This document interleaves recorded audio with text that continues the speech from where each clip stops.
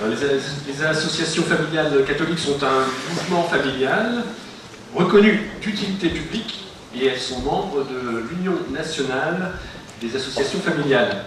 Donc les AFC, pour les définir de manière synthétique, on pourrait dire qu'elles sont un cadre d'engagement et d'entraide offert à tous ceux qui veulent agir dans la cité au service de la famille et à la lumière de l'enseignement de l'Église catholique. Donc elles représentent 30 000 familles et ont fêté leurs 100 ans en 2005. Donc, vous l'avez bien compris, l'un des objectifs des AFC est de renforcer la voix des familles dans la société. Et donc je vous remercie d'être venus ce soir assister nombreux à la grande conférence annuelle des AFC. Alors cette conférence se fait aussi à la demande des parents, notamment des parents qui participent aux chantiers d'éducation. Les chantiers d'éducation sont des services des AFC. Ces chantiers d'éducation sont un lieu d'écoute, d'échange et de partage entre parents, que ces parents soient adhérents ou non des AFC. En fait, les chantiers d'éducation sont ouverts aux adhérents des AFC, mais aussi aux non-adhérents des AFC. Donc, lieu d'échange, de partage entre parents sur les questions d'éducation. On peut dire que ces chantiers d'éducation ont été conçus pour soutenir les parents dans leurs responsabilités éducatives. Alors, je remercie la mairie d'Arras qui a bien voulu mettre gracieusement à notre disposition l'une des plus belles salles d'Arras pour y tenir la conférence. Je remercie également l'équipe de l'hôtel Mercure Atria qui a organisé techniquement cette soirée. Je remercie les membres des AFC d'Arras et des environs qui se sont mobilisés, qui se sont engagés pour l'organiser.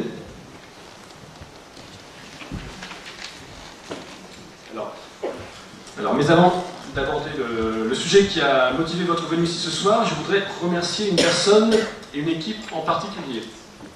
Alors cette personne, c'est Monsieur Christophe de Voiry, qui a présidé et animé la Fédération des AFC du Pas-de-Calais de 2006 à 2013. Voilà. Donc je pense qu'on peut applaudir tout ça.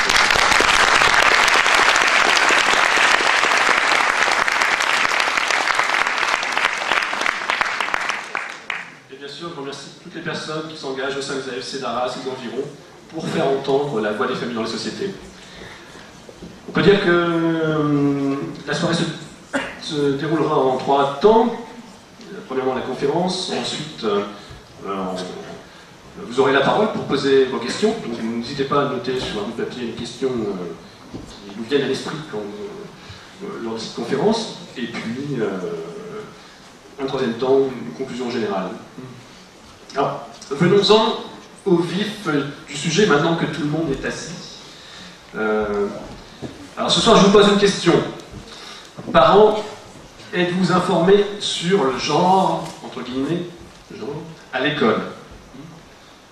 Alors pour introduire cette thématique, les parents sont les premiers principaux éducateurs de leurs enfants, le premier lieu où s'exerce cette primauté éducative est l'école.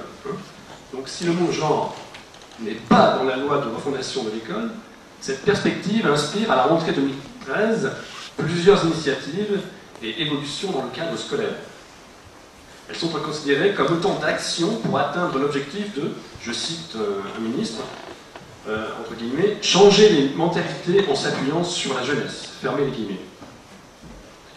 Les questions qui se posent sont multiples. Alors comment, tout en restant ces premiers éducateurs, les parents peuvent-ils être force de proposition positive au sein de l'école de leurs enfants? Comment être parent d'élèves à l'heure de l'arrivée du gender à l'école? Qu'est-ce que le genre? Sous quelle forme se présente-t-il à l'école? Que révèle-t-il? Et comment, en tant que citoyens, pouvons-nous appréhender cette théorie du genre? Je mets l'expression théorie du genre entre guillemets. Donc pour appréhender ce sujet complexe, nous avons le plaisir d'accueillir chaleureusement ce soir le docteur Xavier Mirabel, cancérologue et membre du comité scientifique de l'Institut européen de bioéthique.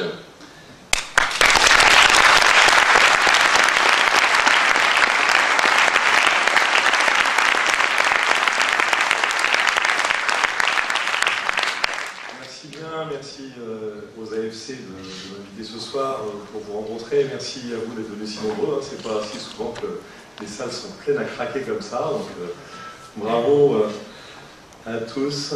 J'espère donc tenir le coup parce que je suis un peu grippé. J'avais un peu une extinction de voix avant-hier, mais voilà, si je cale, je mimerai.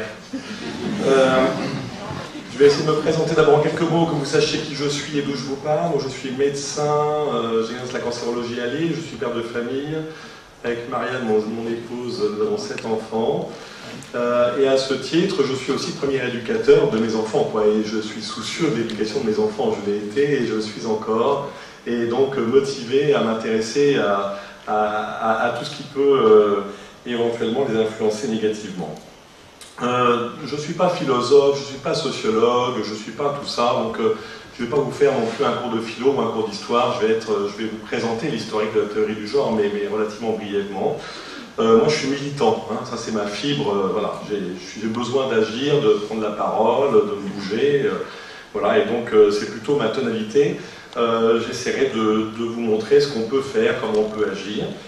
Je vais essayer de ne pas vous casser le moral non plus, et en même temps de vous aider, j'espère, à prendre un peu de recul, à la fois de prendre conscience, et puis aussi peut-être de prendre du recul, voilà, avec un regard qui n'est pas celui de l'expert, mais plus celui d'une personne qui s'intéresse à la vie politique dans notre pays. Alors d'où vient cette théorie du genre dont nous allons parler? Eh bien cette théorie du genre, elle naît, semble-t-il, enfin quand on lit le sujet, c'est ce qui en ressort, des milieux féministes américains. L'origine, c'est dans les années 60, un féminisme assez radical qui est influencé par le marxisme et donc qui est dans une logique de lutte des classes, dans une logique d'affrontement, dans une logique d'opposition. Donc féminisme qui vise à une libération de la femme qui serait, disent-ils, opprimée par l'homme. Et d'après ces théoriciens du genre, les premiers, finalement, cet antagonisme homme-femme, cette différence homme-femme, serait au fond la première oppression que la société ferait peser sur l'individu. La différence homme-femme serait la raison pour laquelle les femmes sont opprimées dans les sociétés occidentales, puisque c'est le contexte qui intéresse nos intellectuels à l'époque. Donc, dans cette logique, la norme, je mets des guillemets, hétérosexuelle, je mets des guillemets aussi parce que le terme lui-même hétérosexuel est un terme piégé qu'on ne devrait pas employer, mais je suis bien embêté pour en trouver un autre aujourd'hui. Cette norme hétérosexuelle qui est celle dans laquelle on a été élevé, qui est celle qui construit nos sociétés, serait, de leur point de vue, une norme injuste qui est imposée par la culture. Nous aurions un contexte culturel qui imposerait l'hétérosexualité comme norme, et donc les féministes qui veulent se libérer de cette oppression que les hommes font peser sur elles, veulent faire voler en éclats cette différence homme-femme, en espérant ainsi retrouver un pied d'égalité. Je ne sais pas si c'est clair, ce n'est pas forcément tant que ça, mais en tout cas, il y a là vraiment, je pense, le ressort profond qui anime le démarrage de tout ça. Donc finalement, se libérer de l'oppression, c'est se libérer de la différence des sexes. Les différences hommes-femmes sont bien sûr acceptées en termes de différences anatomiques, évidemment, ils ne sont pas aveugles, mais le reste des différences hommes-femmes ne serait pas donné par la nature, il n'y aurait que la différence anatomique qui aurait une réelle pertinence, et tout le reste qui nous différencie ne serait que construction culturelle, construction imposée par un monde judéo-chrétien, puisque c'est comme ça qu'il est présenté, qui donc serait le contexte dans lequel nous serions prisonniers. Donc d'accord pour une distinction sexuelle homme-femme, mais voilà, flou dans les genres, et donc, qu'on soit physiquement un homme ou physiquement une femme, eh bien, nous devrions pouvoir nous voir attribuer des caractéristiques propres à notre sexe ou au sexe opposé. On devrait pouvoir le choisir, particulièrement en termes de pratiques sexuelles et de reproduction. Donc c'est à la personne, disent ces théoriciens, de déterminer son genre, c'est pas à la société de lui imposer. Et donc ils vont travailler et revendiquer extrêmement fortement, je vois beaucoup de guillemets, etc., il faut prendre tout ça avec de la distance, hein, mais une forme de liberté de l'enfant dès son plus jeune âge de se définir son propre genre, disant que tout ce qui va tenter de lui imposer une sexualisation fait peser sur lui, etc., des a priori, des contraintes injustes, et ainsi de suite. Donc il s'agit de choisir son genre, un droit de choisir son genre, mais qui devient vite un devoir. Et donc, nous sommes tous mis en devoir de choisir le genre qui devrait être le nôtre. Orientation sexuelle, pratique sexuelle, utilisation du corps en vue de la reproduction, tout ça donc est soumis au débat et au choix. Et c'est l'activité sexuelle qui devient un des principaux facteurs de la différenciation sexuée, ce qui veut dire qu'il n'y a plus deux sexes, hommes et femmes, mais il y a des hommes qui aiment les hommes, des hommes qui aiment les femmes, des femmes qui aiment les hommes, des femmes qui aiment les femmes, des qui aiment les deux, des trans, etc. Enfin, il y a tout un catalogue possible de nouvelles formes de sexualité qui sont chacun des genres possibles et qui sont des modes d'expression des personnes. C'est vertigineux, j'en vois qui font des drôles de têtes, alors, je ne sais pas si je ne suis pas clair ou s'ils sont horrifiés. Alors bien sûr ça ne plaît pas à tout le monde, parce que vous voyez l'autre jour dans le monde, là il y a des asexuels qui font leur coming out. Mais vous nous bassinez avec les homosexuels, les hétérosexuels, des genres comme ci, des genres comme ça. Mais nous, on n'a pas de sexualité. Où est-ce que vous nous rangez alors, nous qui revendiquons de ne pas en avoir? On peut y en est mal barré parce que ça s'agit dans tous les sens. Le gender, inévitablement, il va viser à remettre en cause la famille. Pourquoi? Parce que si le repère homme-femme, le repère hétérosexuel, est vraiment la source de l'oppression qui pèse sur les femmes, à ce moment-là, en faisant voler en éclats ce repère, il faut aussi faire voler en éclats la famille composée d'un homme et d'une femme qui ont le désir d'avoir des enfants. C'est vraiment une structure qui est ennemie de cette théorie. Donc il faut combattre le modèle de la famille, du mariage et de la reproduction. Tout ça, c'est des cloisonnements qui nous sont imposés par la culture et qui réduisent la femme en esclavage. Et donc, il s'agit bien de tout remettre en cause.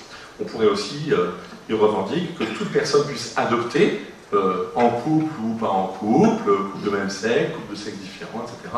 Et que les titres de père et de mère soient aussi indifférents, et au fond, voilà, pourquoi est-ce qu'on appellerait père, alors ça pourrait être un autre, enfin.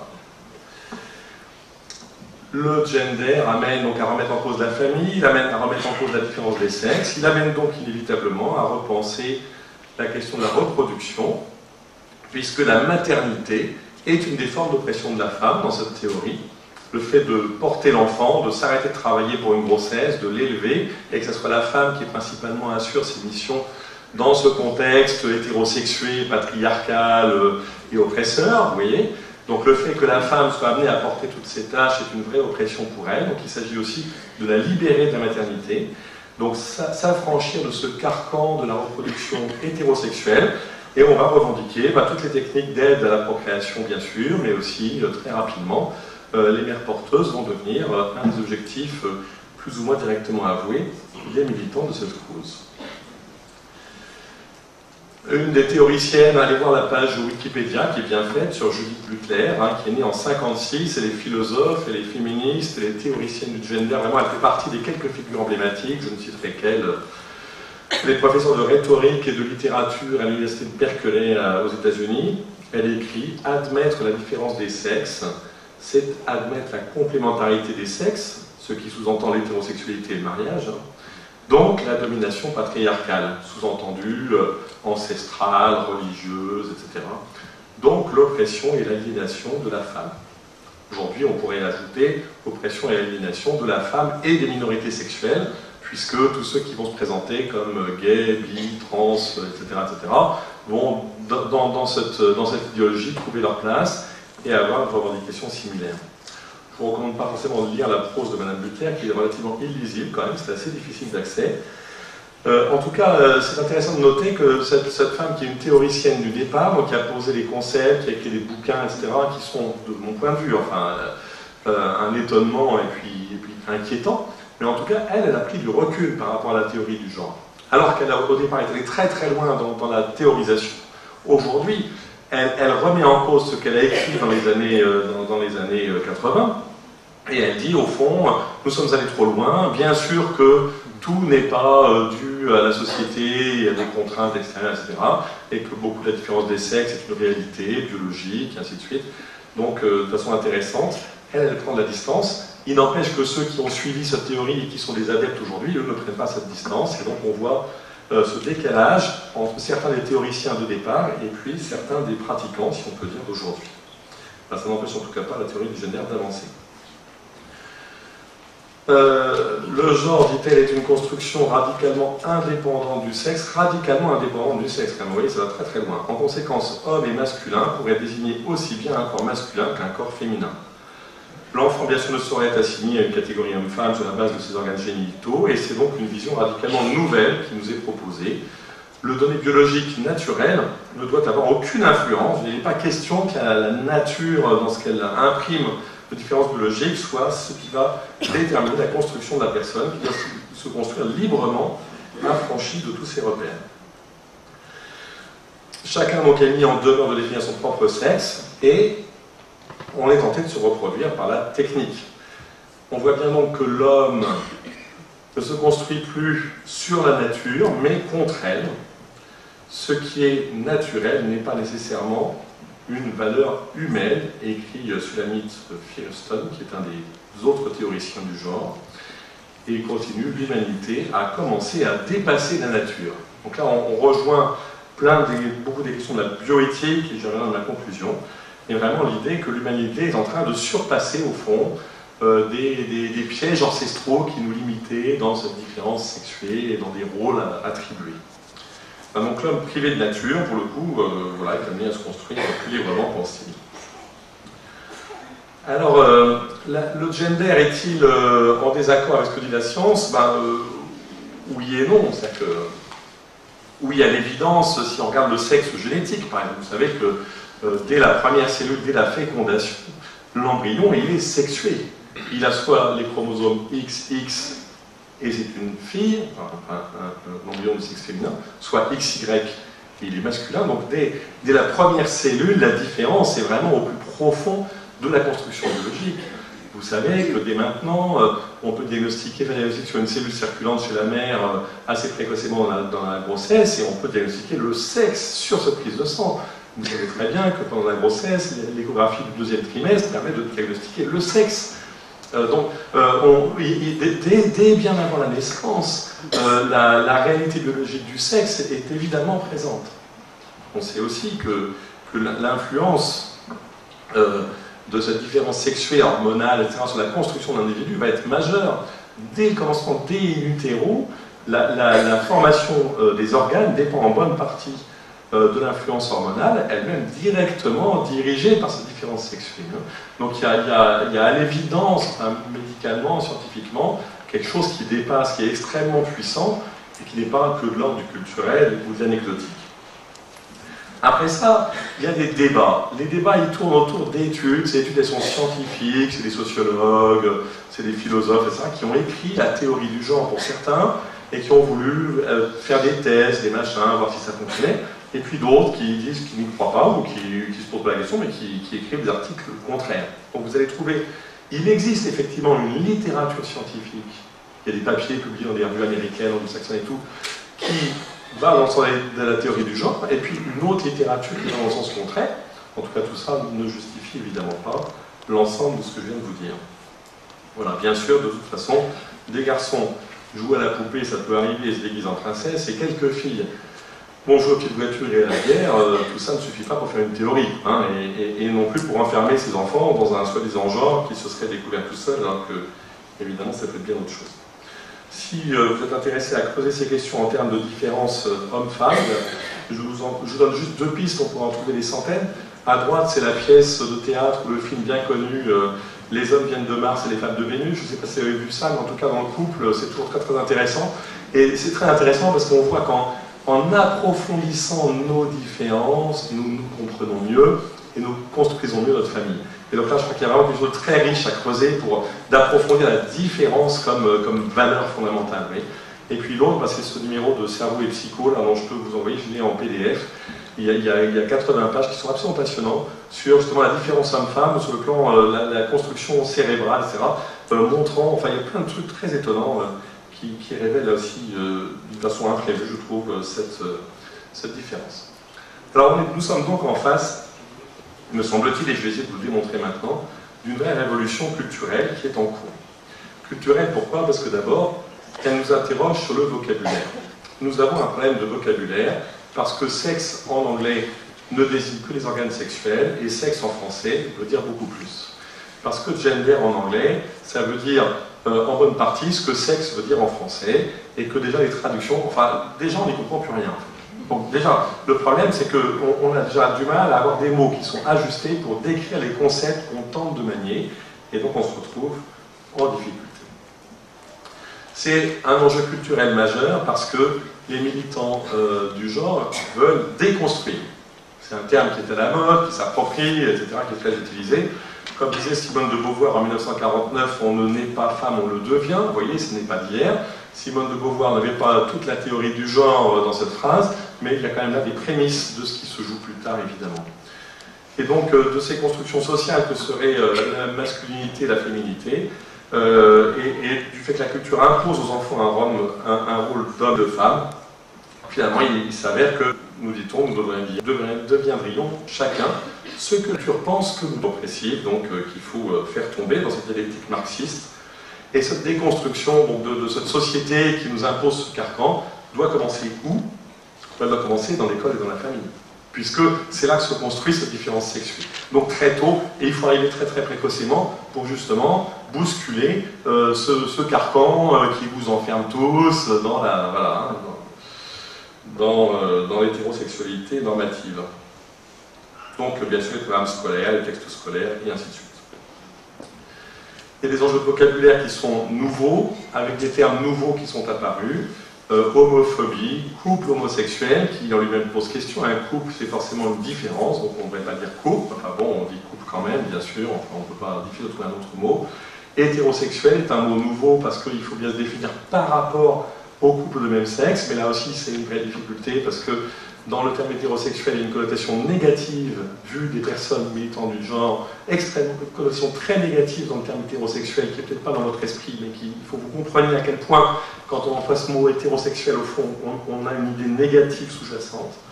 Parentalité, transphobie, lesphobie, dysphobie, etc. Droit reproductif, rôle socialement construit, etc. Nouvelle famille, nouvelle façon de faire famille, et ainsi de suite. Enfin, tout ce vocabulaire qui vient d'apparaître, qui est un vocabulaire qui pose difficulté. Pourquoi? Parce qu'à partir du moment où les mots, on nous dit mais il n'y a plus de famille, il n'y a que la famille d'autrefois n'existe plus, maintenant il y a des nouvelles façons de faire famille. Si nous acceptons ces réflexes de langage, eh bien nous sommes enfermés avec des difficultés pour dire ben non, il nous semble que c'est pas si simple et que peut-être que justement cette famille composée d'un homme et d'une femme avec des enfants mérite d'être protégée. Alors bien sûr, il y a des choses qui ne sont pas fausses non plus dans le gender.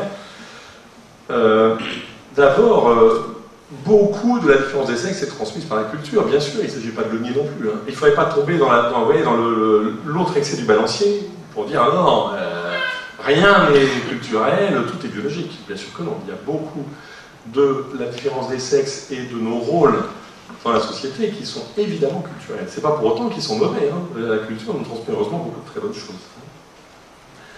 Les théoriciens du gender dénoncent une oppression envers les femmes. Il s'agit bien sûr d'être d'accord avec eux pour dénoncer des oppressions envers les femmes s'il en existe et se battre contre elles et essayer de les faire trouver. Les théoriciens du gender dénoncent les discriminations dont seraient victimes les homosexuels, gays, bi, lesbes, trans, etc. De la même façon, il s'agit bien, avec eux, de dire il n'est pas question de faire peser des discriminations sur ces personnes. Voilà. Il ne s'agit pas de ça, bien sûr. Les théoriciens du gender, quand ils nous parlent de différenciation sexuée ambivalente, nous parlent de réalité qui existe aussi. Hein. Là, nous sommes face à une statuette du 1er siècle avant Jésus-Christ, musée du Louvre. Il est des situations médicales, dans l'hermaphrodisme, dans lesquelles la différence des sexes n'est pas si évidente que ça. C'est une vraie difficulté. Alors, il y a une grande tradition artistique autour de l'hermaphrodisme. Pourquoi? Parce que ça a interpellé les hommes depuis toujours. Et que justement, cette image d'une ambivalence sexuée a quelque chose d'extrêmement troublant. Donc, vous trouvez des œuvres d'art, vous trouvez de la littérature sur ces questions-là, parce que ça interroge considérablement. Cette réalité-là, elle existe, bien sûr. Il ne s'agit pas de nier que ça existe. Il y a des situations où l'ambivalence sexuelle existe. Il y a des situations d'hermaphrodisme féminin ou d'hermaphrodisme masculin. Donc, où les organes génitaux sont pas en accord avec le patrimoine génétique. Ces situations-là, il faut les considérer comme des situations qui sont douloureuses pour les personnes qui les vivent, des situations que la médecine essaie de prendre en compte comme elle le peut. Alors, la médecine, là aussi, erre souvent, c'est-à-dire qu'elle ne fait pas aujourd'hui ce qu'elle faisait il y a 30 ans, etc. C'est compliqué, je n'ai pas de réponse à vous apporter, je ne sais pas voilà, ce qu'il faut faire. En tout cas, il faut qu'on ait bien conscience que ces situations-là existent, qu'elles sont douloureuses, elles ne sont pas d'aucune façon non plus une justification pour aller vers la théorie du genre en disant bah, c'est formidable, ces situations d'indifférence sexuelle, ou soyons tous indifférents sexuellement, enfin il ne s'agit pas de ça, j'espère. Les théoriciens du genre nous mettent en avant souvent les animaux. Pourquoi le font-ils? Ils le font parce que c'est souvent les chrétiens, les cathos qui font ça, ils disent et c'est contre nature votre bazar, alors ça ne va pas du tout. Et les théoriciens du genre vous renvoient là-bas en disant contre nature, regardez la nature, vous allez voir, c'est très bizarre. Alors l'exemple le plus mis en avant, c'est le singe bonobo. Le singe bonobo, il faut bien le reconnaître, a une sexualité assez débridée. Et un peu surprenante. Et donc le singe bonobo qui a une sexualité tout à fait enfin, bizarre, quoi. Les théoriciens du genre disent bah, vous voyez bien, vous faites référence à la nature, regardez la nature, et il y a des trucs extrêmement bizarres dans la nature, donc la nature, voilà, comme ça aussi, c'est compliqué. Alors, attention à ce petit combat un peu facile sur la question de nature. En attendant que les animaux fassent des choses bizarres, c'est bien possible. On n'est pas des bêtes non plus, quoi. Donc voilà, il ne s'agit pas de revendiquer pour l'homme ce que l'animal peut faire, et puis il s'agit aussi d'admettre qu'il y a des situations qui dépassent nos capacités de compréhension, d'analyse et tout, c'est comme ça, et puis il n'y a pas de quoi en tirer une théorie du genre. Alors maintenant, voilà, en fait, depuis ce que je vous dis depuis tout à l'heure, on se fout le doigt dans l'œil, parce que la théorie du genre n'existe pas, vous savez bien. C'est ce que nous a dit Jean-Marc Ayrault. Jean-Marc Ayrault, il y a 15 jours, c'est ce que nous a dit Najat Vallaud-Belkacem il y a 8 jours. La théorie du genre n'existe pas, ce n'est qu'un fantasme qui germe dans l'idée de quelques cathos un peu coincés, etc. Voilà. C'est une invention de gens qui veulent se faire peur, ça les amuse, et puis c'est après la manif pour tous et tout, ils sont un peu obsédés, enfin bon, donc voilà, ça va leur passer. Donc il y a un grand discours qui tend à nous dire que la théorie du genre n'existe pas. Il y a des études de genre, il y a des gens qui ont fait des travaux, mais de théorie, de complot, de machin, tout, non, il n'y a rien de tout ça, n'ayez crainte, dormez tranquille. Pour d'autres, au contraire, il ne faudrait pas parler de théorie du genre, mais plutôt de théorie queer, qui signifie en anglais étrange, peu commun, etc., et qui au départ était une insulte envers les personnes homosexuelles, et qui a été récupérée par ces mêmes personnes comme un étendard aujourd'hui, et se revendique parfois plutôt queer que genre. On ne va pas pinailler là-dessus, mais en tout cas, vous comprenez qu'il y a débat là-dessus aussi. Bon, alors ok, la théorie du gender n'existe pas. D'ailleurs, je pense que ce n'est pas une théorie. Je pense que c'est plutôt une idéologie. Pourquoi? Parce qu'il y a une déconnexion du réel, et c'est la définition même d'idéologie, c'est qu'elle est déracinée du réel, et donc on construit quelque chose de conceptuel qui a des conséquences politiques, on va le voir dans quelques minutes, et qui donc est éloigné du réel. Parce que cette théorie du genre, ou cette idéologie du genre est un fantasme dans l'esprit des opposants, eh bien, je ne crois pas non plus, et je pense que je vais pouvoir vous le montrer dans quelques instants, parce que les conséquences politiques et les conséquences sociales aujourd'hui, on les voit en grand nombre. Donc après, peu importe, on ne va pas se triper pour savoir théorie, machin, idéologie, etc. C'est pas tellement la question. La question, c'est qu'il y a des concepts qui sont présents dans la société, ils marquent profondément la société d'aujourd'hui quand même, et ils ont dès à présent des conséquences extrêmement concrètes. On va avoir des exemples dans notre vie quotidienne à nous tous, et puis à l'étranger aussi. Alors d'abord à l'école. À l'école, les choses commencent en 2010 avec M. Luc Châtel, ministre de l'Éducation nationale de Nicolas Sarkozy. Et en 2010, c'est M. Luc Châtel qui fait rentrer la théorie du genre dans les bouquins de SVT de la classe de première. Vous trouverez d'ailleurs sur différents sites internet, et entre autres, je vais aller voir sur le site des AFC tout à l'heure, la mobilisation des AFC à l'époque sur ces bouquins de SVT. Donc voilà, la théorie du genre, elle arrive dans les manuels scolaires. Je vous lis un petit extrait du manuel Bordas, en classe de première. L'identité sexuelle est le fait de se sentir totalement homme ou femme. Cette identité dépend d'une part du genre conféré à la naissance. Conférer la naissance. Enfin, c'est pas le genre biologique, c'est celui qu'on vous donne. Hein. Donc déjà, nous sommes déjà dans la contrainte, vous voyez. D'autre part, du conditionnement social, une autre contrainte. L'identité sexuelle se réfère au genre sous laquelle une personne est socialement reconnue. L'orientation sexuelle se révèle le plus souvent au moment de l'adolescence et elle relève totalement de l'intimité des personnes. Expliquez brièvement la différence qui existe entre identité, orientation sexuelle et exercice. En sociologie, l'identité sexuelle se réfère au genre par lequel une personne est socialement reconnue. Montrez que d'autres facteurs peuvent intervenir pour définir l'identité sexuelle d'une personne. Donc déjà, les parents, en 2010, la moutarde leur monte un peu au nez. Hachette, c'est pire, hein, je vous le passe. Voilà. Malgré donc de nombreuses dénégations affirmant que la théorie du genre n'est nullement présente, il faut bien reconnaître qu'en 2010, la théorie du gender apparaît bien dans les livres scolaires de première, et les esquives maladroites de certains responsables UMP de l'époque, plutôt que de rassurer les parents, vont crisper tout le monde. C'est-à-dire qu'on nous dit non, les craintes c'est normal, il ne se passe rien, pas de soucis, etc. Et au fond, il y a beaucoup de gens, enfin j'en fais partie, il y a beaucoup d'autres, qui déjà là se mettent à dire bon là, il y a un truc, il faut qu'on fasse gaffe quand même, donc on va commencer à être à l'écoute, à regarder sur internet et à suivre, parce que méfions-nous, ils vont nous faire un coup de bâche. Alors avec le nouveau gouvernement, les choses changent. Lettre de M. Vincent Payon du 25 avril 2013 au directeur et recteur. Campagne de promotion de la ligne Azur, à diffuser largement, à rendre facilement accessible à l'ensemble des élèves. C'est le site de la ligne azur.org qui fait la promotion de pratiques sexuelles dont j'ai fait la découverte en lisant ce site. Depuis, ça a été nettoyé et c'est un petit prospectus un peu glauque, n'y est plus heureusement, et qui était vraiment spécial. Alors, vous trouvez par exemple sur ce site, recommandé à tous les élèves, ce tableau passionnant. Colonne de gauche, je suis né, sexe biologique, mâle, femelle, intersexe. Deuxième colonne, j'ai été déclaré EE à l'état civil, sexe masculin, sexe féminin. Troisième colonne, je me sens, identité de genre, homme, femme, trans. Quatrième colonne, je suis perçu sexe social, masculin, féminin, androgyne, autre. Cinquièmement, j'ai des relations sexuelles avec partenaire ES, sexuel ES et tout le bazar. Homme S, femme ES, les deux, aucune. Ce que je fais, pratique sexuelle. Je passe. Je me définis homme, femme, bi, hétéro, trans, par des injures, je ne me définis pas autre. Et on me définit homme, femme, homo, bi, hétéro, trans, par des injures, je ne me définis pas autre.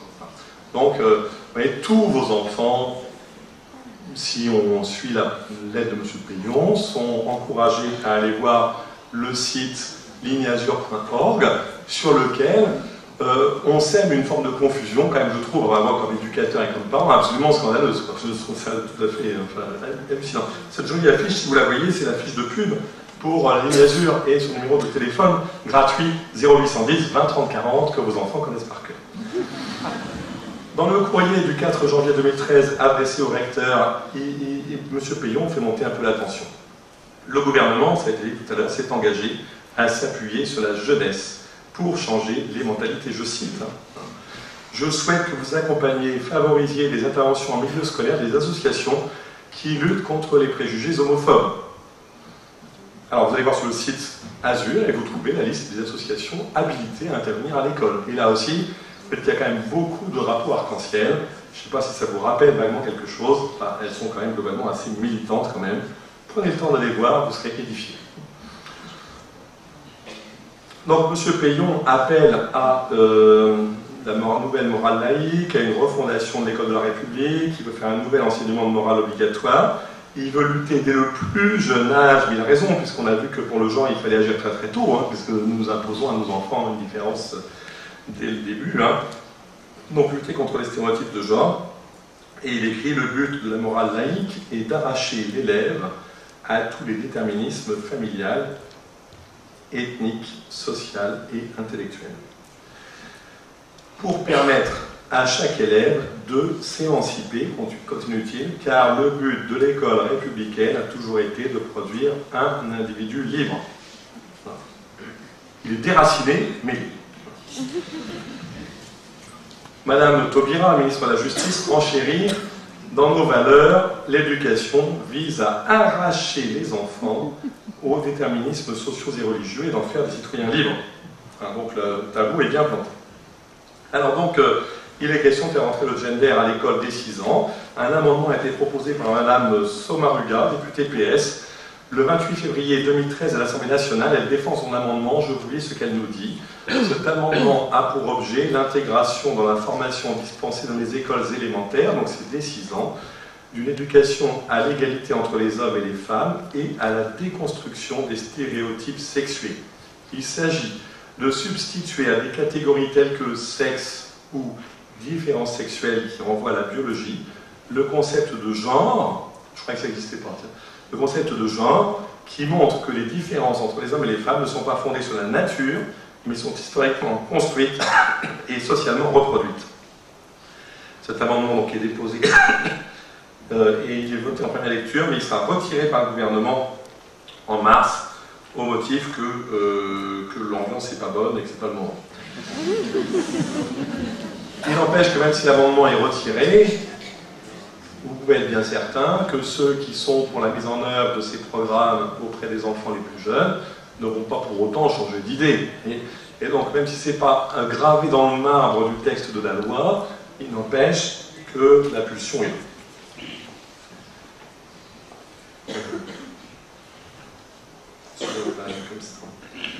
Alors, bien sûr, il faut changer le nom d'école maternelle parce qu'il est trop genré. Il n'y a pas que les mères qui sont maternelles, enfin. Donc, on va remplacer école maternelle par première école dès qu'on pourra. Vous pouvez trouver facilement sur Internet ce petit document plein de couleurs. Éduquer contre l'homophobie dès l'école primaire, édité par le syndicat SUNIPP-FSU, syndicat d'enseignants en primaire et à l'école, qui a organisé un colloque sur ce thème. Il y a 200 pages.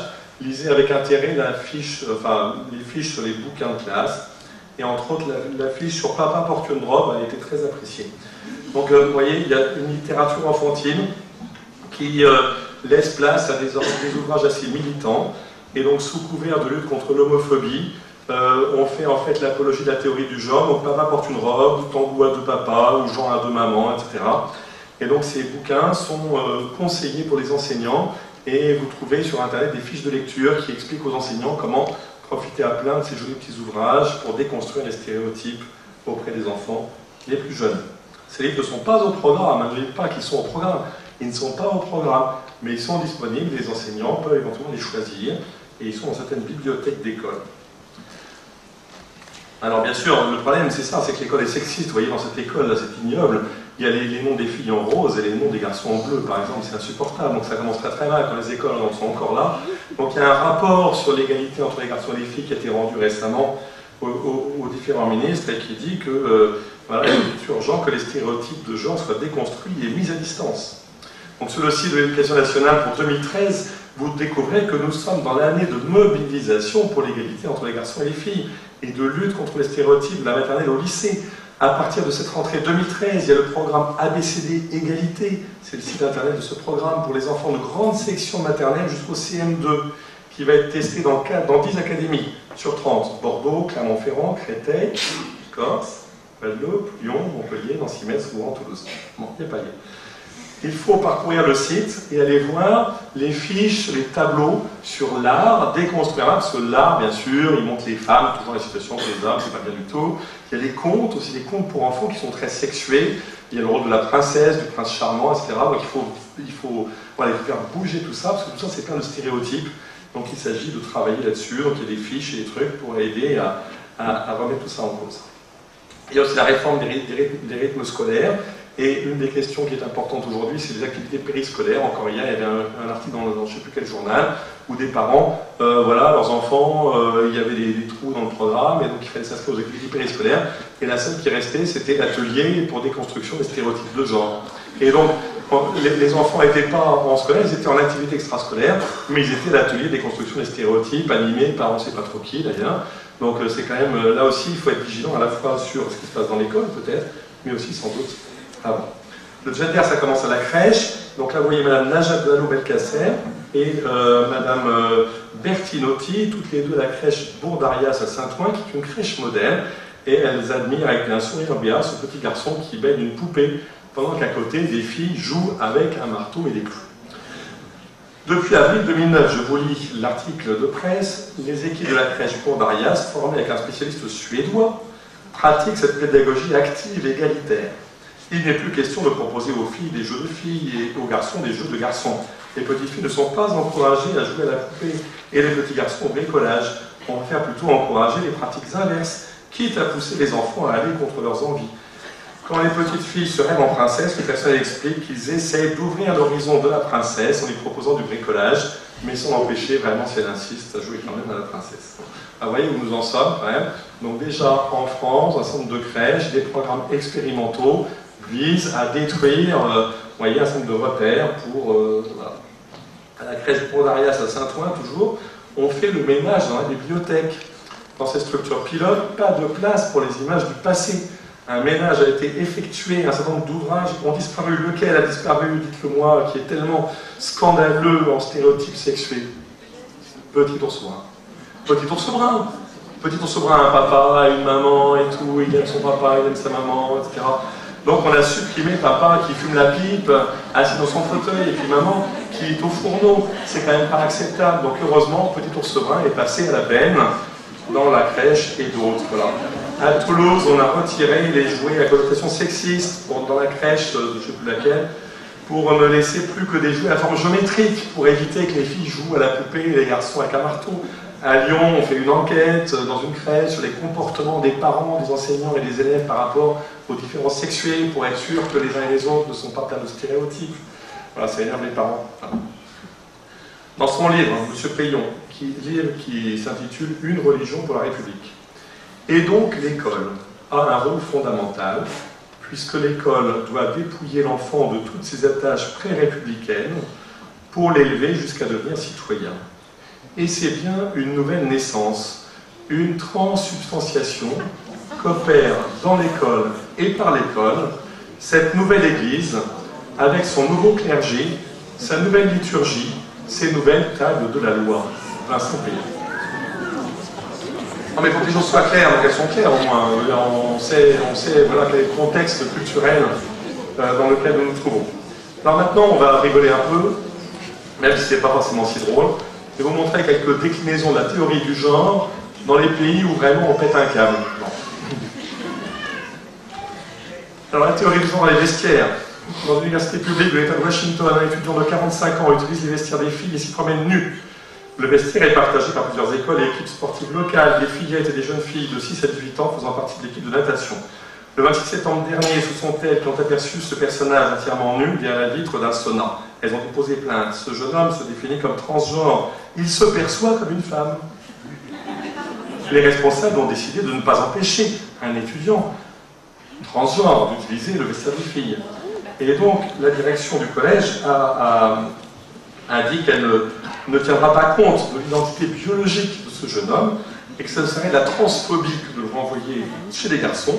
Et donc, ils ont mis des rideaux pour que les filles puissent se déshabiller derrière un rideau pour ne pas se déshabiller devant ce garçon tout nu qui, lui, se promène donc librement dans un vestiaire.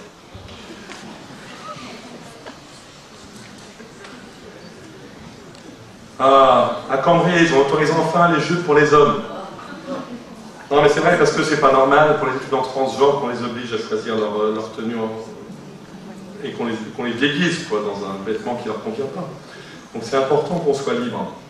Donc ça a été une intense campagne du lobby LGBT et Cambridge rejoint Oxford qui avait pris la même décision il y a déjà un peu plus d'1 an.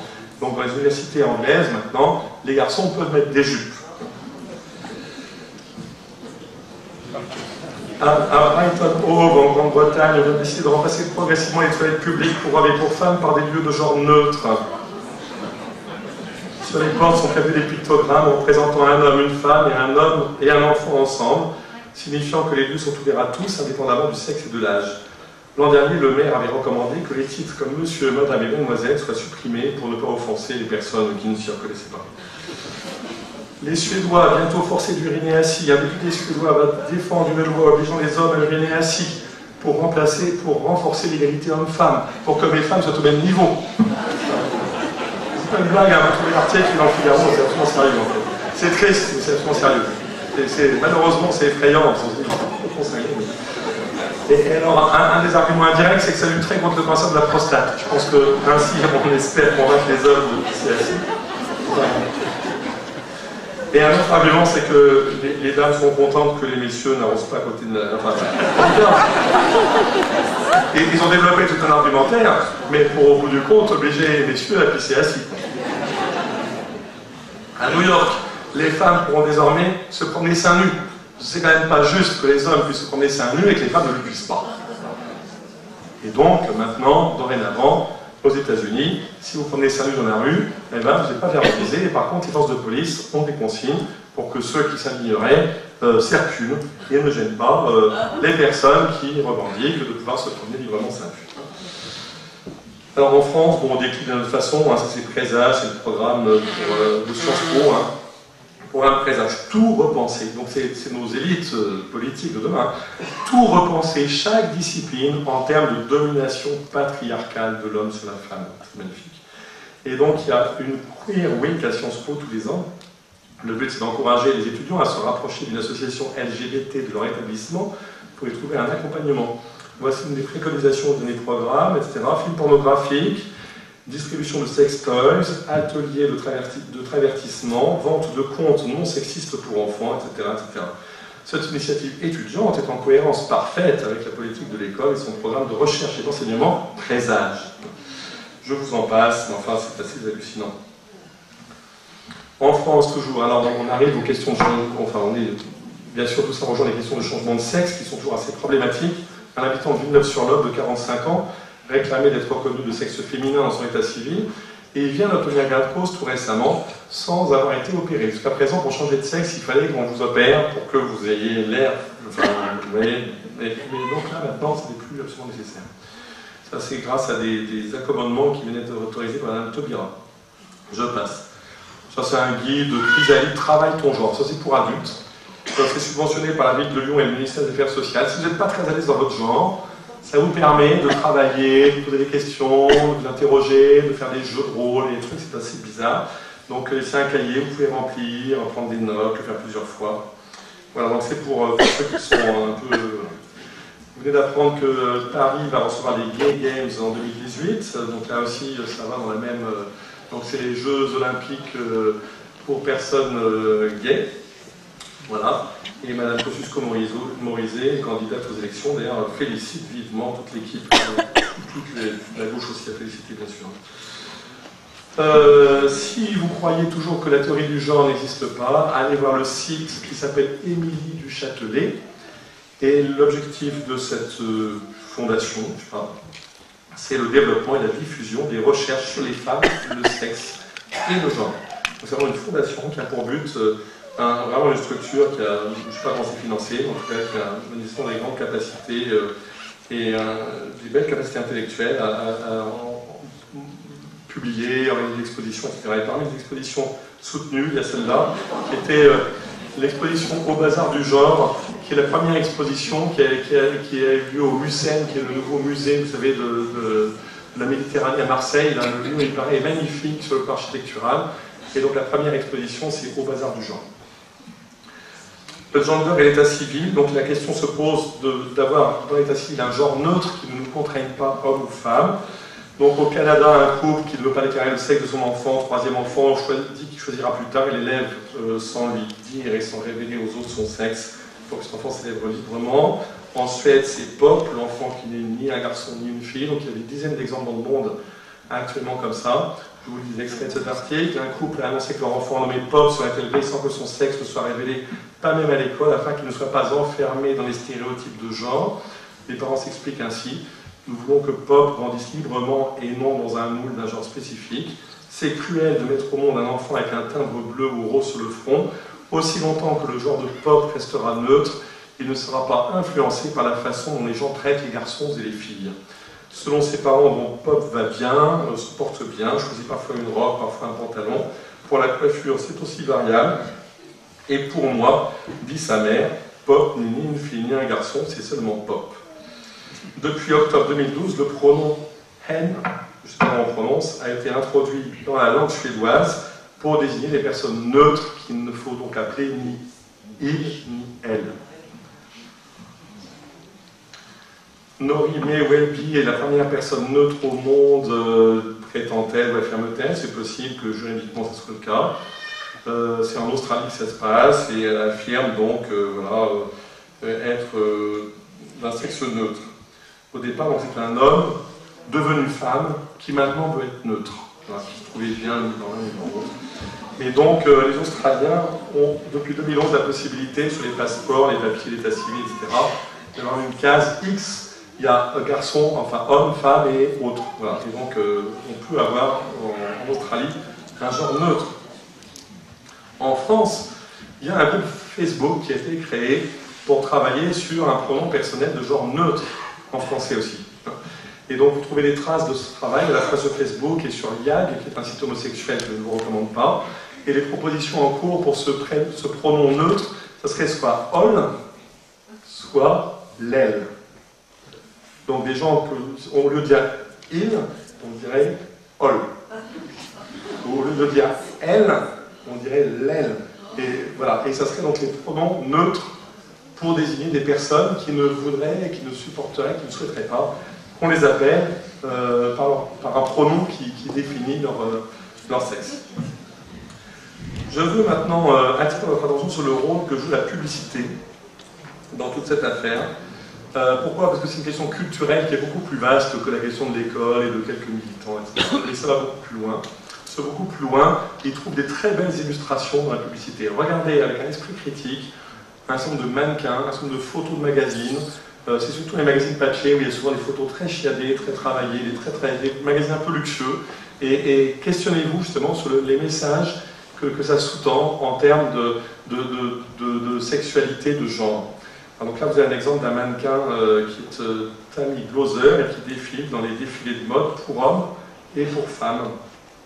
Et ici, vous avez Stav Strasko, qui est un mannequin androgyne qui fait la publicité pour la marque Toyota pour une voiture hybride. C'est pas une blague. Et donc, vous voyez que cette image est troublante, parce que tout le physique évoque la fille, sauf la poitrine qui manque, et on se dit, il y a un truc qui ne va pas, et en fait, donc on est perturbé par ça, c'est perturbant, réellement. Donc il y a quelque chose vraiment qui nous interpelle très très fortement. Je pense que si ça nous interpelle, pour des enfants, voilà, l'impact culturel de ces images est extrêmement puissant. Et si elles sont aussi, si ces mannequins sont toujours ceux qui vont faire la pub, vous voyez que les publicitaires ils choisissent avec beaucoup d'attention. C'est donc qu'ils pensent que ces images aujourd'hui elles sont porteuses. Elles portent des valeurs sur lesquelles notre société aujourd'hui se sent bien. Donc ça rejoint quand même quelque chose de très profond. Ça en dit beaucoup sur à quel point cette théorie du genre elle a progressé dans la société française. Alors bien sûr en France, on est souvent champion d'un certain nombre de trucs. Donc là en France, les chercheurs voudraient supprimer le 1 et le 2 dans le numéro de sécu. Donc là, parce que dès votre numéro de sécu, on sait si c'est un garçon ou une fille. C'est quand même scandaleux. Donc il faut le supprimer. Alors voilà, on va passer sur... voilà. Ça c'est en Belgique la semaine dernière, j'ai pas pu me retenir de vous le mettre. Un homme de 44 ans qui ne souffrait pas d'une maladie en phase terminale a été euthanasié après une opération ratée de changement de sexe. L'homme était né avec un sexe de femme, il avait subi plusieurs opérations, mais le résultat n'était pas à la hauteur de ses espoirs. L'homme se sentait toujours emprisonné dans un corps dont il ne voulait pas. C'est l'histoire de Nancy, devenue Nathan à l'âge de 42 ans, car elle ne supportait plus son corps de femme. À cette demande, il a été euthanasié lundi. L'euthanasie considérée comme conforme à la loi belge. Ça renvoie d'abord au point où en sont les Belges, qui sont malheureusement un peu paumés sur cette question-là, c'est assez triste. Et aussi, ça renvoie à cette question au fond, qui est de considérer que ces souffrances qui sont liées à des maladaptations par rapport à son sexe biologique, etc., sont des souffrances contre lesquelles finalement il y a quelque chose d'inéluctable, on ne peut rien, et c'est des souffrances absolument immenses et insupportables. En affirmant ça aussi fort, une euthanasie c'est quand même extrêmement fort, ça veut dire que la vie de cette personne n'aurait pu être vécue tellement elle est épouvantable, on envoie un message qui est de dire que ces choses sont parmi les plus graves qui soient, et les plus insurmontables qui soient. Donc il y a là quand même une dramatisation que je trouve préoccupante. Attention en tout cas à ne par résumer, vous voyez le gender assez loufoquerie que je vous ai montré. Elles sont indiscutables, elles en disent long sur l'influence de la théorie du genre dans la société, et en même temps, voilà, il s'agit bien de prendre acte d'une évolution culturelle qui est en cours et qui est faite. Notre société a bougé très fortement sur ces questions. Il s'agit bien qu'on regarde en face et qu'on voit comment on fait, nous, pour vivre avec ça le mieux possible. Alors évidemment, la question du mariage et de l'adoption entre personnes de même sexe était une déclinaison, une des déclinaisons de la théorie du genre. On peut le lire comme ça, en tout cas, bien sûr. Et d'ailleurs, on peut noter avec intérêt le communiqué de l'intérêt LGBT le soir même du vote de la loi. L'intérêt LGBT rappelle qu'au-delà du mariage et de l'adoption, d'autres discriminations subsistent pour les LGBT, l'impossibilité d'accès à la PMA pour les lesbiennes, l'impossibilité de filiation hors adoption et hors mariage pour les parents sociaux, nouveau terme aussi, des familles homoparentales, les discriminations liées à l'identité de genre et au changement d'état civil pour les trans. Ce seront nos prochains combats. On voit bien, si on veut aller chercher l'information, que les militants de cette cause, finalement, pour eux, le mariage et l'adoption de personnes de même sexe était une des étapes, mais une étape parmi d'autres, dans un processus qui est beaucoup plus large et qui va beaucoup plus loin. Où allons-nous, etc. L'homme enceint, il y a deux cas dans le monde, vous savez, donc en fait, ce n'est pas les hommes, c'est des femmes qui ont subi un traitement hormonal pour avoir un aspect masculin, donc les opère, on leur enlève les seins, ils ont la barbe qui pousse, etc. Mais ils restent femmes avec un utérus et donc capables de porter une grossesse. Et donc, 2 fois, il y a un aux États-Unis et puis un en Allemagne assez récemment, qui ont porté une grossesse. L'utérus artificiel, vous allez me dire, c'est de la science-fiction. Oui et non. Alors, lisez le livre d'Henri Atlan qui s'appelle L'utérus artificiel, où vous trouvez très facilement sur Internet aussi une conférence qui date du 16 avril 2013 et qui s'appelle L'utérus artificiel entre obstacles techniques et verrous symboliques. C'est assez logique puisqu'on l'a dit, il faut affranchir la femme des oppressions qui pèsent sur elle, et parmi ces oppressions, il y a la grossesse et la maternité. Et donc, dans cette logique, il est assez cohérent que certains revendiquent de pousser jusque-là. On dit bien sûr c'est la science-fiction, on ne peut pas aujourd'hui, c'est impensable et tout, mais peut-être qu'après-demain, ça sera envisageable. En tout cas, il y a une réflexion théorique là-dessus. Où allons-nous? Eh bien, c'est un terme qui me semble vraiment d'actualité. On va vers le transhumanisme. Le transhumanisme, c'est quoi? Enfin, c'est l'homme augmenté, c'est l'homme libéré des contraintes de la nature. Donc, nous sommes tous déjà pas mal augmentés avec nos lunettes, nos dents artificielles, nos prothèses de genoux et de hanches, nos trucs pour mieux écouter, nos iPhones, nos iPads, nos téléphones portables et tout ça. Donc, de plus en plus, nous rajoutons où nous dépassons nos capacités naturelles. Donc il y a là aussi beaucoup de théorisation. Il y a des trucs très intéressants à lire, à comprendre, à creuser sur cette espèce de fantasme d'homme augmenté, qui dépasserait ces limites de conditions humaines, qui dépasserait les limites imposées par la nature, donc qui deviendrait un surhomme. Beaucoup de gens se réjouissent déjà des progrès de la procréation médicalement assistée qui permet de faire un pas important dans cette direction. Et donc, évidemment, le gender et tout ce qu'on a dit depuis tout à l'heure participe là aussi à ce grand mouvement qui revendique le transhumanisme. C'est sectaire au fond et dangereux, ne croyez pas que j'ai pas de recul là-dessus, j'espère que vous comprenez bien. Voilà, où allons-nous? Alors c'est très bizarre, allez voir là aussi sur Internet, Arcus Fondation, 2 combats, les droits LGBT et les droits des grands primates. Au fond, l'idée qui est derrière, c'est de dire que la différence entre l'homme et l'animal, c'est aussi une espèce de frontière artificielle qui culturellement nous est imposée par des trucs, des vieilles règles judéo-chrétiennes de la cour. Et donc, il faut remettre en cause la frontière homme-animal, et donc, droit LGBT, droit des grands primates, enfin bousculer, vous voyez, cette limite entre l'homme et l'animal qui... alors bien sûr, ça fragilise l'homme beaucoup, toujours quand on va dans cette direction-là, ou quand on a même envie d'y aller. Là aussi, c'est une véritable inquiétude. Mais vous voyez, il y a des fondations américaines avec du pognon derrière qui travaillent sur ces enjeux-là. Cette idéologie du genre, donc, elle est totalitaire. Elle est totalitaire parce qu'elle l'a exprimée au moment du mariage entre personnes de même sexe et l'adoption, par le refus du débat, par le mépris des opposants, par le mépris des argumentaires qui étaient proposés, en sacrifiant les droits de l'enfant au profit des désirs des adultes, par les discriminations qu'ont subies les personnes qui ont manifesté, par certaines arrestations arbitraires qui sont tout à fait inacceptables, alors que dans d'autres situations, on tolère des manifestations et que là, on les réprime, elles sont vraiment incroyables. Donc elle s'exprime de façon totalitaire.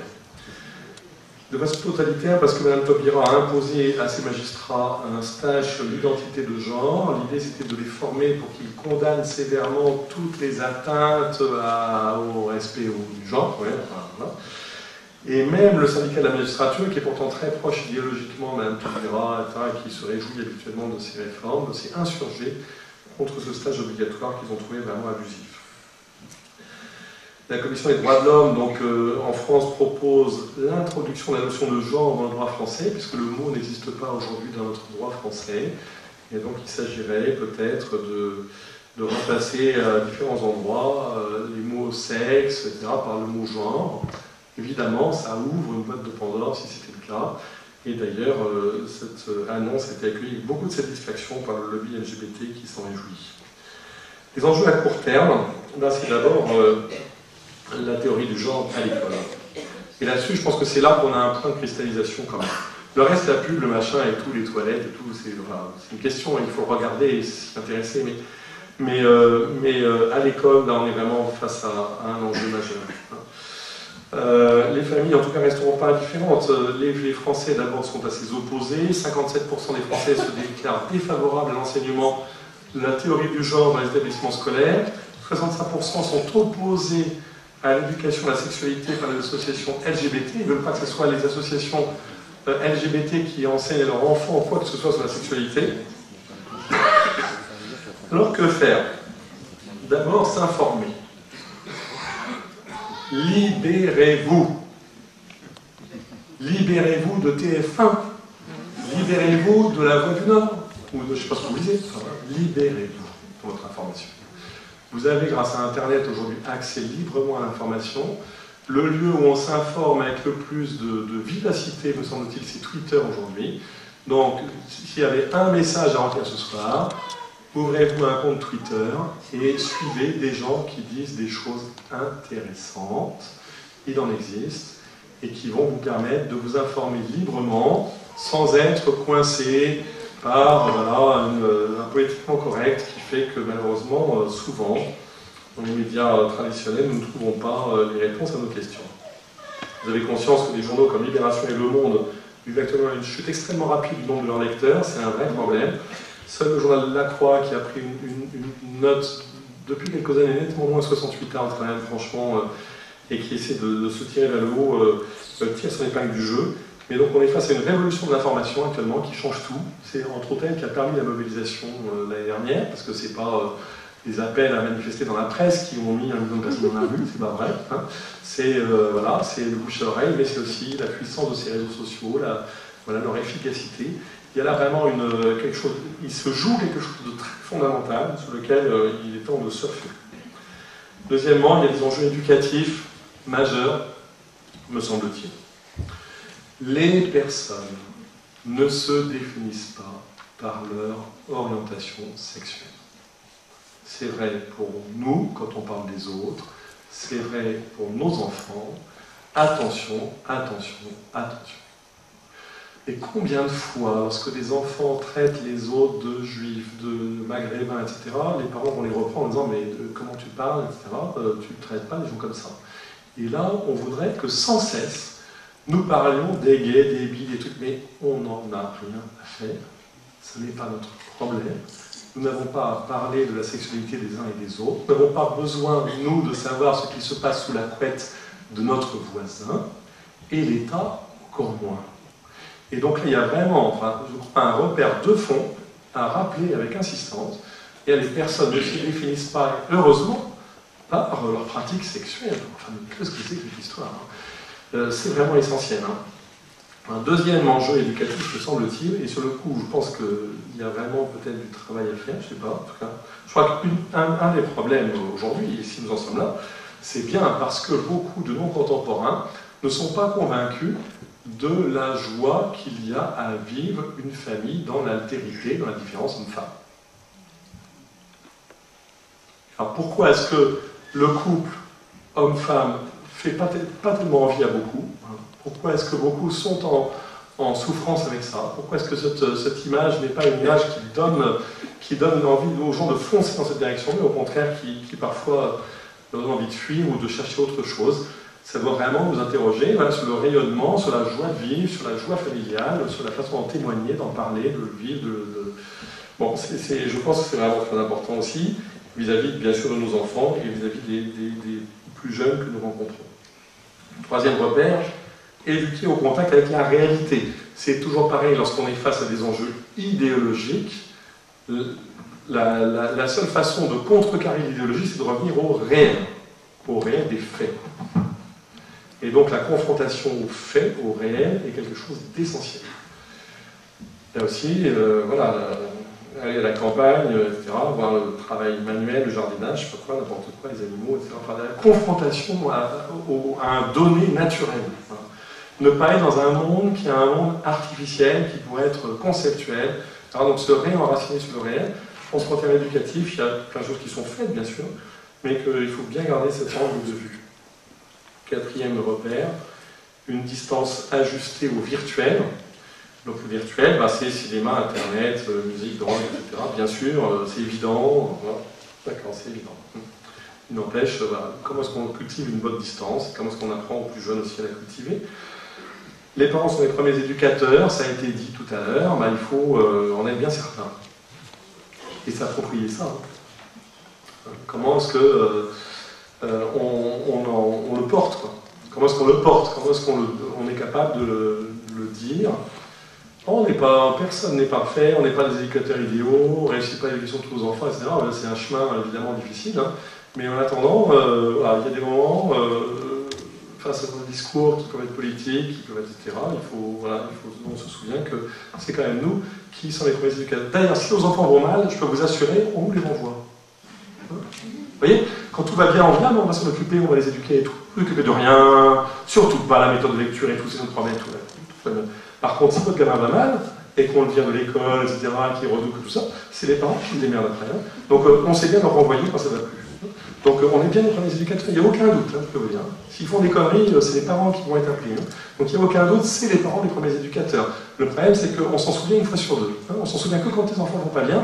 Quand ils vont bien, alors là on explique aux parents, non, vous n'avez rien à dire, c'est nous qui faisons dans notre coin tout ce qu'on a à faire. C'est pas si simple. Donc les parents sont les premiers éducateurs, c'est eux qui doivent poser les règles, c'est nécessaire. Et tout ça dans un émerveillement, quoi, et une contemplation, et pas dans... Que faire? Mais après, il y a des moments où il va falloir éventuellement, je ne sais pas, objecter, peut-être, exprimer notre désaccord avec certaines choses. Je dirais, premier repère, soutenez les enseignants et les directeurs d'établissement, parce qu'alors, quand on va les voir, c'est toujours pour les engueuler, quoi. Donc, ils ont quand même besoin de temps en temps d'être encouragés. Donc, si vous avez que pour les engueuler, là aussi, ça ne va pas aller. Ou qu'on a une suspicion par rapport à la théorie du genre, ça va très mal se passer, en fait. Et ils auront raison. Ils ne sont pas là pour se faire engueuler. Ils n'ont pas plus envie que vous, souvent, d'appliquer des concepts idéologiques. Et donc, il ne s'agit pas d'aller à la castagne. Il s'agit, par contre, de se renseigner. Et puis, voilà. Est-ce qu'il faut enseigner la théorie du genre à l'école? Mais la réponse, c'est bien sûr que oui. Mais en terminale, et en philo, étude des idées. Dans les grands courants d'idées au XXe siècle, il y a la théorie du genre. Bien sûr, on étudie la théorie du genre. Où est le problème? Mais c'est une théorie qu'on étudie en philo, parce que c'est la place en philo où on va étudier les grands mouvements intellectuels historiques. Donc il ne s'agit pas de dire on ne veut pas, il s'agit de dire mais mettez à la bonne place, en philo. Mais par contre, mettez pas la théorie du genre en sciences naturelles. Voilà, c'est ni naturel ni scientifique. Enfin, c'est complètement à côté de la plaque. N'enseignez pas ça comme une réalité scientifique objective. Enseignez-le comme un concept, comme une réflexion intellectuelle qui a évidemment sa place dans le débat d'idées. Parce que si on exclut du débat d'idées, bien sûr que là on a tout faux et qu'elle revient deux fois plus fort. Il s'agit au contraire de bien la mettre à sa place. Militer. Alors militer, pour ceux qui vont vouloir aller plus loin, je vous donne quelques pistes, il y en a sûrement plein d'autres. Et puis chaque fois que je fais ça, je me fais engueuler, parce qu'il y a des gens qui me disent « Ah ouais, vous n'avez pas parlé de machin, vous n'avez pas parlé de trucs, etc. » Donc excusez-moi, je ne parlerai pas de tout, je ne peux pas, je ne connais pas forcément tout non plus. Voilà, moi j'ai repéré, dans les gens avec lesquels j'ai eu contact, l'appel des professionnels pour l'enfance. Donc c'est une association qui a été fondée en 2004 et qui s'est pas mal mobilisée depuis 2 ans, là, et qui multiplie les initiatives pour faire prendre conscience des enjeux sur l'introduction du gender à l'école. Donc il y a un site internet qui s'appelle débattons.org. Il y a des enseignants pour l'enfance, ça vient de Lyon au départ, ça vient du collège Sainte-Marie à Lyon, qui est grand collège des maristes sur la commune de Fourvière, enfin en dessous de Fourvière. Et donc là ça regroupe des enseignants qui ont envie, qui ont le désir de travailler ensemble pour regarder les programmes, pour voir ce qui pose problème, pour voir ce qui n'en pose pas, pour dédramatiser aussi, et puis pour essayer de réfléchir ensemble à proposer des réponses. Voilà, il s'agit bien sûr d'enseigner, et puis il s'agit d'affronter les choses avec sérieux et en regardant les trucs en face, et pas en prenant les choses dans le mauvais sens. Donc il y a pas mal d'enseignants intéressés. En juin dernier, ils avaient 150 enseignants adhérents, ce qui est quand même pas rien, je trouve, parce que voilà, ils vont déjà pouvoir, je pense, fournir du travail et puis aider éventuellement des enseignants qui, dans un lycée public ou privé, peu importe, auraient des questions à poser, auraient besoin d'un soutien. Donc je trouve que cette initiative est précieuse, qu'elle vienne d'enseignants. Il y a des initiatives de parents qui sont opposés et qui militent. Il y a la manif pour tous. Alors l'autre jour j'ai dit ça et puis on m'a dit que vous n'avez pas parlé après. Vous vous souvenez que j'ai parlé de la manif pour tous qui appelle d'une part à monter des comités de parents vigilance, gender, et d'autre part qui organise un Grenelle de la famille, donc qui se mobilise là aussi pour, dans la suite de l'élan de l'année dernière, convaincu qu'au fond il y a une cohérence, qu'il y a une suite, comme on l'a vu tout à l'heure, le dossier n'est pas fermé. Et ce qui s'est passé sur le mariage et l'adoption entre personnes de même sexe n'était qu'un élément d'autre chose. Et donc il y a une cohérence à continuer pour ceux qui le désirent, à s'impliquer, au moins à se tenir au courant, puis pourquoi pas à militer. L'appel donc tente de rassurer actuellement, dans une note interne. Il est écrit « Les comités de vigilance n'ont pas raison d'être, l'appel remplit déjà cette mission de vigilance, etc. » Bon. L'appel dit « Nous sommes déjà intervenus dès le mois de mai auprès de Vincent Payon, etc. » Je prends acte, je veux bien accepter ça. Mais l'appel, enfin, je pense que vous avez conscience qu'il y a parfois des difficultés à être en confiance justement avec ces prises de parole. Pourquoi? Parce que des parents ont eu le sentiment de n'avoir pas été entendus, par exemple, sur les méthodes de lecture, depuis 25 ans, 30 ans, qui disent les méthodes de lecture ne vont pas, etc., faire quelque chose, et on leur a dit, vous vous occupez pas de ça, c'est pas votre boulot, c'est la pédagogie, etc., vous, c'est que la fête de l'école, le truc. Et donc, il y a parfois des difficultés, et le sentiment que les relais ne sont pas suffisamment efficaces. Et donc, en tout cas, moi, ce que je vois sur le terrain, les retours qui me remontent, c'est que tout le monde n'a pas une folle confiance dans la capacité de ces mouvements censés rencontrer les parents pour être efficaces et pour être capable de vraiment apporter une contradiction si jamais les choses devaient être mises en place. En tout cas, le gouvernement, lui, ne s'y trompe pas, je peux vous dire, et dans cet article du Figaro, qui est assez récent, M. Payon menace très directement les établissements catholiques. Je vous résume ce discours un peu stalinien, de façon rapide et un peu sèche. L'homophobie conduit au suicide. Or, l'école catholique ne se mobilise pas beaucoup sur l'homophobie. Donc, l'école catholique est en partie responsable du suicide des adolescents homosexuels. Nous saurons prendre nos responsabilités vis-à-vis de l'enseignement catholique. Je vous la fais brève. En tout cas, moi, c'est comme ça que je lis cette intervention. D'autres vont me dire, mais non, il faut vous démarrer, etc.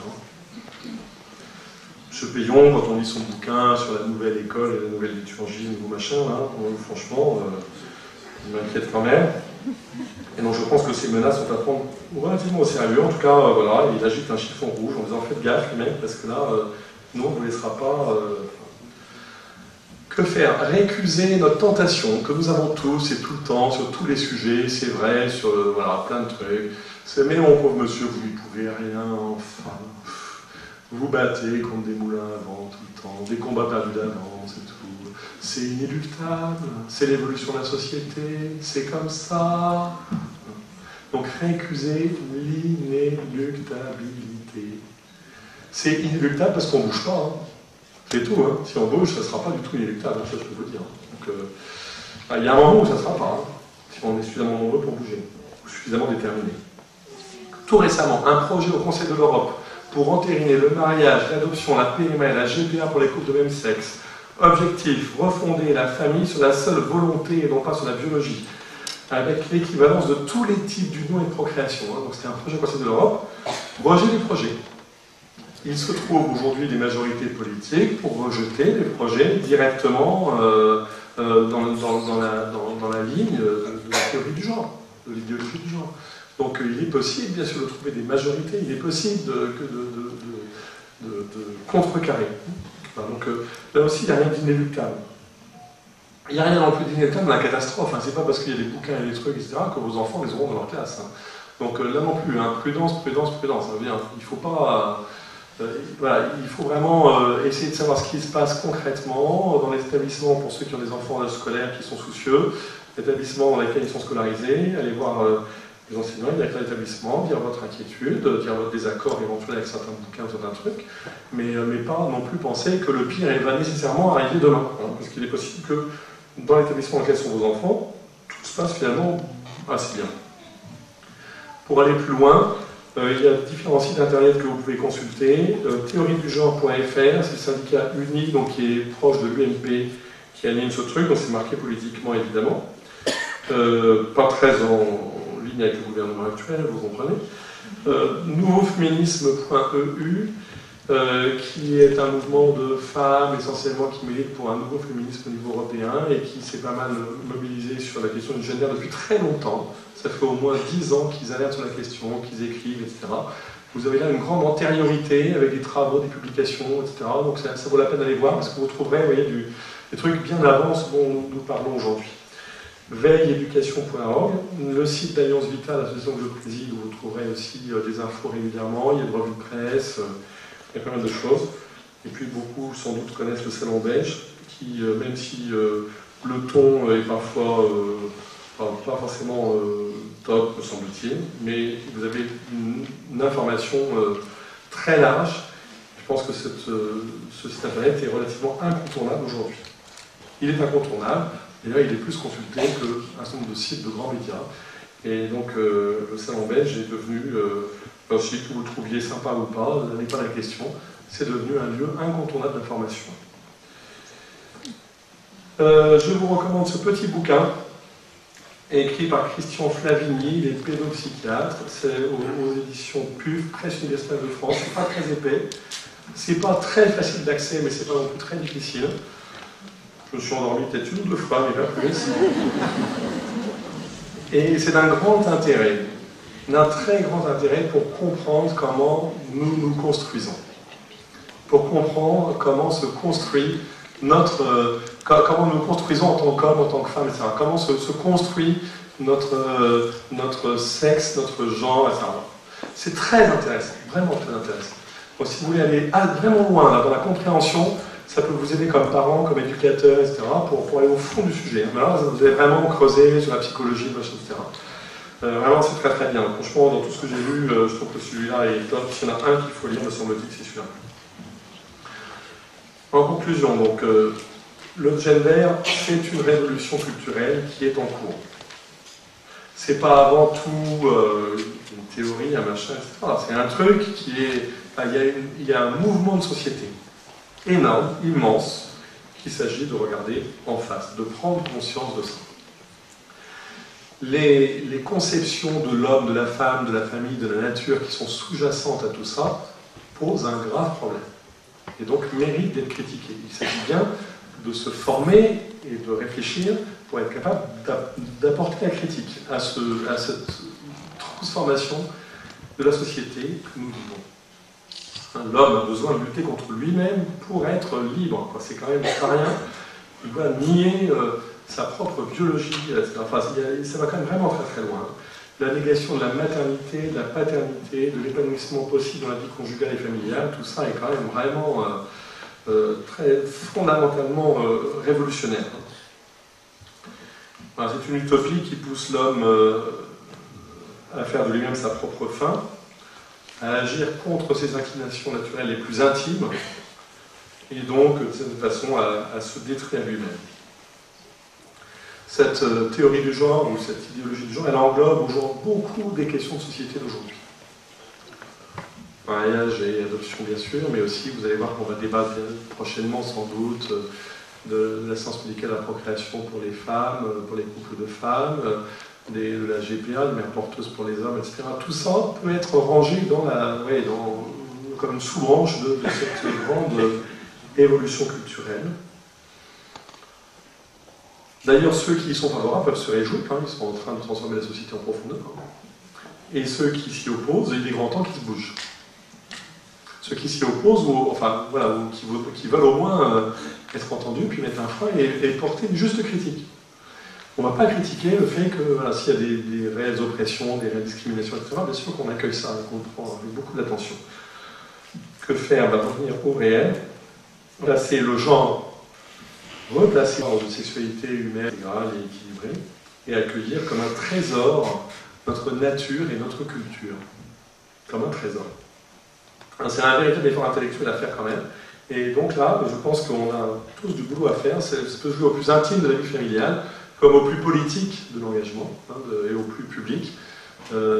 Accueillir comme un trésor notre nature et notre culture, ce que nous sommes et ce que nous avons reçu. L'effort intellectuel qui est à fournir, me semble-t-il, parce qu'il je crois qu'il est à faire, il y a vraiment du boulot. Il y a plein de gens qui s'en préoccupent aujourd'hui, il y a plein d'initiatives. Parmi ce fourmillement d'initiatives, je vous en citerai une, c'est l'écologie humaine, même si elle aide pas tout ça. Et ceux qui s'investissent dans ce mouvement ont ce souci là aussi d'avoir une réflexion très globale, au fond, sur l'homme, la nature et la société, pour réappréhender une réflexion de fond, d'inspiration chrétienne, qui puisse contrebalancer cette évolution culturelle dans laquelle nous baignons. Et puis enfin, il faut militer, bien sûr, il faut se mobiliser. Et dans ce sens-là, la mobilisation qu'on a observée l'année dernière avec ces grandes manifestations avait quelque chose d'absolument imprévisible. Si quelqu'un a la recette de savoir comment on a fait pour mettre 1 million de personnes dans la rue, qui me la donne, parce que moi je ne la connais pas. Victor, on a été extrêmement investi comme les AFC, comme un certain nombre d'autres, parfois en première ligne, parfois dans la discrétion.